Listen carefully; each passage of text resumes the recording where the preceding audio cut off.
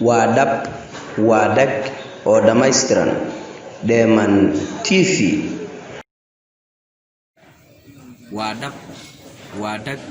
oo dhammaystiran Dheeman TV. Assalaamu calaykum waraxmatullaahi wabarakaatuh. niman yuu soo dhawaada channelka magaciisa ugu dambeeyay waa la soo helay magaca saxda ah wuxuu noqday Dheeman TV.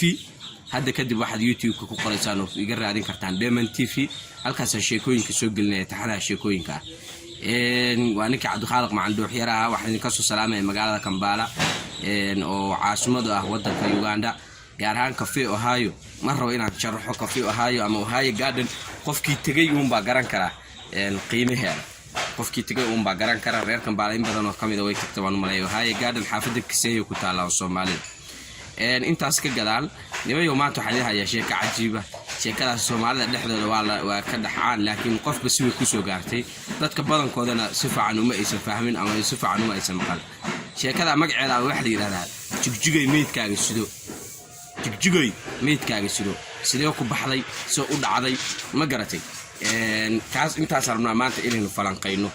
meesha aan ka soo xigtay insha Allah description kan ku qori doonaa halkaas ka heleysaan marka intaan sheekada gudaha galna hadaa channel ku cusub tahay subscribe hadii aad videoga like saar comment ka soo bixi share garay shaqadaas waa shaqadiina wixii soo taminayna waa shaqadeena shaqada waa la kala leeyahay horta intaas dhab ana kuugu celiyo TV-ga magaciisa saxda ah la soo helay uu noqday Dheeman TV waa dhab waa dhag oo dhammaystiran Dheeman TV inta ka gadaal niman yahow sheekadii waan rabaa inaan guda galo marra maanta inaan sheekada idin ku dheereeyo wax sheeko kale oo bonus ah maanta ma jirto xabadaas la qaysaan waxa la yirino wax la soo gaartay hadda koor in saddex nin oo saaxiib ahaa ay ka tageen koonfur ay ka tageen haday koonfur ka tageen waxay tageen jigjigay tageen jigjigada waan wada garanaynaa waa meesha xarunta hadda waa dawlad deegaanka Soomaalida Itoobiya way jigjiga hadda xuduud ahaan waxay ka tirsan tahay wadanka Itoobiya ka tirsan tahay laakiin waa dhul Soomaaliyeed waana dhulkii loo dagaalamay dagaalkii 77kii dad Soomaaliyeed baa ku nool waana dhul Soomaali ay leedahay laakiin gumeystii Ingiriisku Itoobiya ku daray Itoobiyana waa ogtahay Soomaaliduna waa ognahay Ingiriiskuna waa ogyahay gumeystii baa wax ku daray Itoobiya laakiin waa dhul Soomaaliyeed oo ina ka maqan oo adiga ay daawanay soo celintiisa ama qalin ha noqoto ama qori ha noqoto aad ku soo celinahay laga sugaayo way xilkeedu marka intaas waa jigjiga saddex nin baa wax la wariyaa inay ka tageen koonfur ay tageen magaalada jigjiga mar hore way saban hore saddexda nin ganacsi way u aadeen magaalada jigjiga dukaan weyn bay ka furteen ganacsigoodii baa u kala socday ganacsigoodii dukaankoodii bay garaayeen ganacsigoodii lacag fiican bay heleen dadkii reer jigjiga waa fakareen waxday niman baa wax idin ka yimaadeen koonfur wadankiina wana ka ganacsanayaan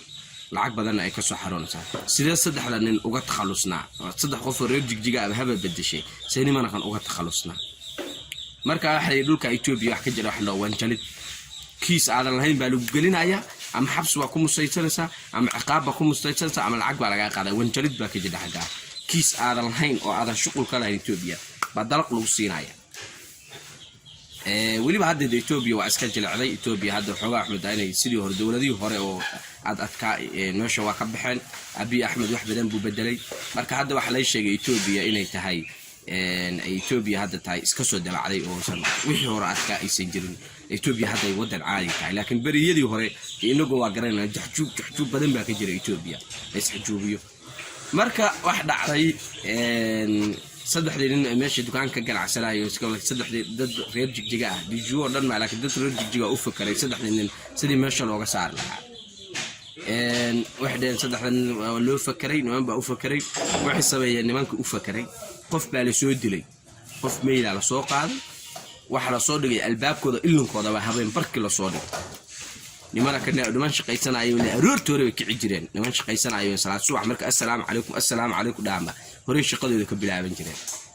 kadib albaabkoodii wax ka hor heleen qofkan meedka oo yaala aroortooda inta ciidina soo kacay bismillaah waa fakareen niman maxay kuys adag baa leena damacsaya waxay sameeyeen meedkii soo xareysteen niman aad iyaguna u sii aqli badan bay ahaayeen meedkii soo xareeyeen gudahay galiyeen dabcan laba qol bay ahaayeen qolka dukaanka iyo qolka seexdaan bay meedkooda galiyeen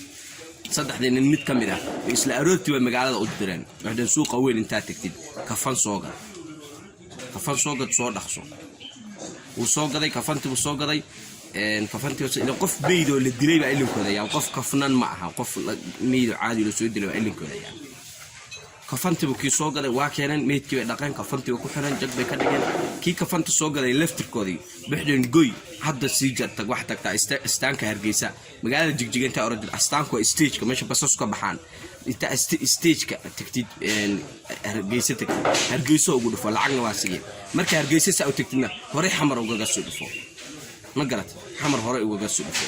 meel hayst istaagna aduu tag bay dheen anaga naga kii sirigu samay sirigu ku gooy nimankii meedkii soo qaadeen dukaankoodii alaabtoodii bay soo cabirteen alaabtoodii waxoodii bay kala gadeen kala xaraasheen lacagtoodii waxay sanjoobka gashteen waxay isku talagaleen iyaguna sida ay ku bixlaayeen meeshan uga tagalaayeen ilaa maanta hadii kiisa kala galiyay birina mid ka weyn baa soo socda waxoodii bay dukaankoodii alaabtoodii bay kala xaraasheen lacagtoodii bay qaateen intii qaadku wixii ka tagi karaan waa ka tag way soo tawaal inay ka tagaan lacagoodii waxoodii joobka gashteen alaabtoodii waxoodii meel kale ku soo diyaarsadeen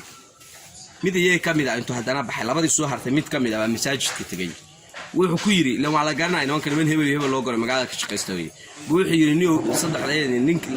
ninkii ay direen oo magaciisa magacu doona waxa la haday ninkii ay direen wuxuu yiri waa dhintay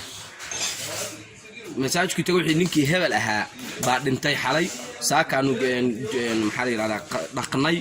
ilaa dadka masaajidka la tukado ma oga wax kan meesha ka soconaya kuwana waa la khiyaanay iyaguna waxay khiyaano kala sameeyaan masaajidka tago wixii ninkii hebel ahaa baa dhintay waanu dhaqnay kafantii waanu ku xirnay wax rabnaa in naxash in la siiyo oo meedkana la soo aaso baan rabnaa weedeen halkii baa rag lagu soo daray naxashkii baa la soo siiyay gurigii bay yimaadeen masaajidka naxaskii laga soo siiyay qabri iyo waxba looma soo cabirin naxashkii bay soo qaateen meedkii baa la saaray dad badan baa soo raacay dadku waa jecel yihiin in xabaalaha qofka markii la aasaayo wax ka aasaan oo raacaan halkii baa ninkii naxashkii lagu riday meedkii naxashka lagu riday meedka duuduuban oo kafanta ku xiran waa kii xalay gurigooda la soo hordhigay ninkan ay leeyihiin waa dhintay waa nin tagay waa jidka ku sii jira Hargeysa u socda ninka lagu matalay filimka jilaay waana qiso caadi oo dhacday wax filim oo jilaay ma jiro waa qiso caadi oo dhacday ninka hadii naxashka lagu riday waa la qaaday dadkii waa meedkii qaaday toobaneeyo qof meedkii waa wadkay nimankii lacagtoodii iyo alaabtoodii waxoodii jeebka ugu jiraan waa u diyaarsan yihiin hadii ilaahay ku idmaayo wuxoodii jeebka ugu jira waa u diyaarsan yihiin haday baxaan waxba ugu madhina magaalada bas kadib wax dhacday naxashkii ameed kala soo qaaday qabuuruhuna meeshay deganaayeen xooga abu ka fogaa meesha dadka lagu aaso oo qabuuraha danka qabuuraha labadii dad badan baa meedka wada ilaa tumaneeyo qof labadii nin hoos bay iska taabteen dhag bay hoos iska taabteen wada tartiib bay dadka uga hareen jak وسي gooyeen waxbay ku sii dhaceen baabuur yarba ku sii dhaceen astaanka tageen Hargeysa ugu dhufteen kadibna xamar bay ugu soo dhufteen tartiib inta iska taabteen dadkii maxay sidaan meedkii bay sidaan yaa meesha ku jira qofkii xalay la soo dilo meesha la soo dhigay yaa loo maleynaa inuu meesha ku jiro ninkii hebel ahaa oo nimankan saaxiibadoosa ah oo saaka aroortii Hargeysa u sii baxay baa loo maleynaa inuu meedka meesha ku jiro labadii nin yara markay hoos iska taabteen oo baxan bay baxsadeen dadkii maanta dhan meedka hasuuda hadda magaalada dhinaca hawsuuda hadda dhinaca magaalada hawsuuda hadda waa la soo diiday inuu meedka aanu iska wadnay yaa waday min markii horeba meedka magaalada uu ka yimiyay ma ay samada kama iimaan waxay noqotay Jigjiga meedkaaga sudo hadda dhinaca sudo ilaa markii horeba meedka Jigjiga laga helay Jigjiga meedkaaga sudo sidaas ku baxday gadaal baa lagu wadaaday in nimana kana ay tageen wala isla sheegay inay bixeen meedka dhig magaalada laga keenay kiiska sida loo galiyay laakiin sidaas mahmaaraas ku baxday Jigjiga meedkaaga suradii yaa meedka nimankana malaha saddexdii waa tageen meedku magaaladu ka yimid reer Jigjiga meedkiina si tagay Jigjiga meedkaaga sudo saasay ku baxday mahmaaraas ay ku baxday marka aad baan idin salaamaya waxaan jeclaan lahaa inaad channelka subscribe-ka gambalaalka furataan like-ta share-ta waxaas dhan qabataan intaynu sheekatan oo kala ku kulmay waxaan leenahay waa dhag Diamond TV aad baa u mahadsantiin wassalaamu calaykum waraxmatullaahi wabarakaatuh waa dhag oo dhameystiran Diamond TV